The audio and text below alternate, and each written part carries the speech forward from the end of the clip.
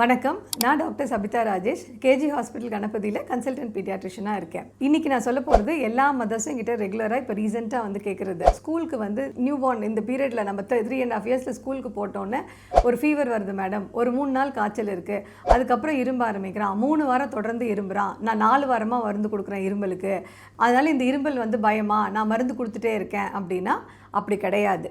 இப்போ வந்து உங்களுக்கு ஃபீவர் சரியாயிடுச்சு, குழந்தையோட நார்மல் அதோட ஆக்டிவிட்டி, அவன் சாப்பிட்றது ரெகுலராக அவனோட ரொட்டீன் எதுவுமே அஃபெக்ட் ஆகலை, is eating well, taking feeds well, ரெகுலராக வந்து அவனோட ரொட்டீன் எல்லாமே பண்ணுறான், தூங்கி எந்திரிக்கிறான், எல்லாம் பண்ணுறான்னா இந்த காஃப் வந்து பிரெத்லெஸ்னஸ் இல்லை, மூச்சு வாங்குறது இல்லை, நைட்டு தூங்கும்போது எந்திரிச்சு வாந்தி எடுக்கலை, அவனால் சாப்பிட முடியாமல் இல்லை, ஃபீவர் இல்லை, இந்த மாதிரிலாம் இல்லை அப்படின்னா இது வந்து போஸ்ட் வைரல் ரியாக்டிவ் காஃப்னு சொல்லுவோம்.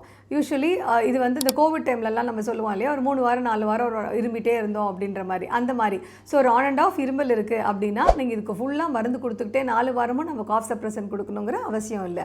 வீட்டில் வந்து நம்ம சாதாரணமாக பண்ணுற ஒரு விஸ்காசிட்டி திக்காக இருக்க மிளகு தேன் கொடுக்கறது, தூதுவளையில் ரசம் வச்சு கொடுத்தோம், இது பண்ணோம், அந்த மாதிரி வந்து ஹோம் ட்ரீட்மெண்ட் ஒரு மைல்டு அலர்ஜிக் காஃப்க்கு வந்து ரியாக்டிவ் காஃப்க்கு இந்த மாதிரி பண்ணாலே போதும். ஸோ 4 வீக்ஸ் 3 வீக்ஸ் நான் மருந்து கொடுத்தேன் பண்ணுங்கிற அவசியம் இல்லை. It is not as a major concern அப்படிங்கிறது தான் நான் இதில் சொல்ல வரேன். It's a post viral reactive cough which will be there for ஒரு 3 to 4 weeks எக்ஸ்டெண்ட் ஆகலாம். if the child is not sick, not actual breathlessness அதெல்லாம் இல்லை அப்படின்னா we can manage at home. Thank you.